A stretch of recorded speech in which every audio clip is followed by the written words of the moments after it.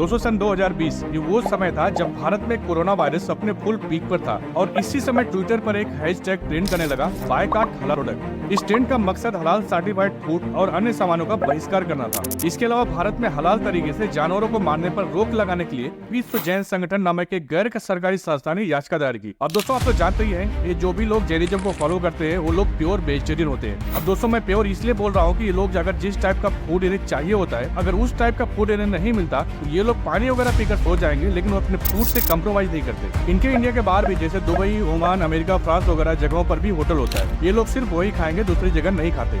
Anyway दोस्तों पहले हम जान लेते हैं कि हलाल और हराम क्या है और शरिया कानून के हिसाब से हलाल लॉ क्या है। दोस्तों एक्चुअल में हलाल एक अरबी शब्द है जिसका अर्थ है परमिसेबल और लॉफुल। हलाल इस्लाम और उसके फूड लॉ जैसे विशेष रूप से मीट से संबंधित है। दूसरी ओर हराम एक अरबी शब्द है जिसका अर्थ है निषिद्ध या इलीगल। कुरान के अनुसार कई प्रोडक्ट है जो इस्लाम के फॉलोअर्स के लिए हराम है, जिसमें अल्कोहल हो गया। जिस जानवर को काटा जाने वाला है वो पहले से मरा हुआ नहीं होना चाहिए। दोस्तों एक्चुअली ये लिस्ट काफी लंबी है क्योंकि थोड़ा बहुत कुरान मैंने भी पढ़ा है, इसलिए मुझे भी मालूम है, जिसमें खाने के तरीकों आदि के बारे में डिटेल्स में बताया गया है। अब दोस्तों ये तो हो गया हलाल और हराम। अब जान लेते हैं कि जो हलाल लॉ है वो क्या है। दोस्तों अकॉर्डिंग टू हलाल प्रोसेस जो कि कुरान में बताया गया है, केवल एक मुस्लिम व्यक्ति ही जानवर को मार सकता है जिसको कि वो खाना चाहते हैं। कई जगहों पर यह भी मेंशन किया गया कि अगर यहूदी और ईसाई हलाल प्रोसेस फॉलो करके जानवरों को मारते हैं तो इन जानवरों का जो मांस होगा वो इस्लामिक नियमों के अनुसार ही होगा। तेज चाकू यानी कि शार्प नाइफ की मदद से जानवर की नस, गर्दन और सांस की नली इस तरह से काटे कि जानवर का सर धड़ से अलग ना हो। किसी भी जानवर को मारते समय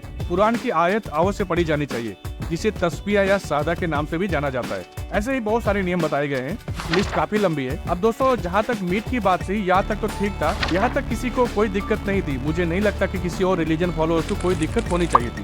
अब दोस्तों ज्यादा प्रॉब्लम स्टार्ट कहाँ से हुआ कि अभी कुछ महीने पहले एक वीडियो वायरल होता है जिसमें ट्रेन में सफर करते समय एक आदमी चाय को लेकर हंगामा करते दिख रहा है। हलाल सर्टिफाइड क्या होता है? क्योंकि इस चाय पर हलाल सर्टिफाइड का स्टैंप लगा हुआ था। यात्री को ट्रेन स्टाफ ये समझाने की कोशिश कर रहा है कि चाय शाकाहारी है, लेकिन यात्री उससे बहस और गुस्सा करता दिख रहा है। दोस्तों वायरल वीडियो में यात्री रेलवे कर्मचारियों से सवाल कर रहा है कि हलाल सर्टिफाइड चाय का क्या मतलब है और इसे सावन के महीने में क्यों परोसा जा रहा है। अब दोस्तों आप ही बताइए, इस्लाम दुनिया में आया लगभग 1600 साल पहले और टी चाइना के किसी आदमी ने इन्वेंट किया लगभग 400 साल पहले। अब टी पैकेट पर हलाल सर्टिफिकेट लगाने का क्या मतलब बनता है। अब दोस्तों सवाल उठता है कि कंपनियां अपने प्रोडक्ट का हलाल सर्टिफिकेशन क्यों करवाती है। दोस्तों पूरी दुनिया में अगर इस्लाम के फॉलोअर्स की बात करें तो 1.8 बिलियन लोग हैं, यानी कि पूरी दुनिया की पॉपुलेशन का 24.1%। अब इस पॉपुलेशन को अपना प्रोडक्ट बेचने के लिए कंपनी हलाल सर्टिफिकेट को अपने प्रोडक्ट्स की सेल्स वैल्यूज बढ़ाने के लिए यूज करने लगी हैं। इसके अलावा कई इस्लामिक देश ऐसे हैं जहां अपने यहाँ सिर्फ हलाल सर्टिफाइड फूड आइटम्स को ही अलाउ करते हैं।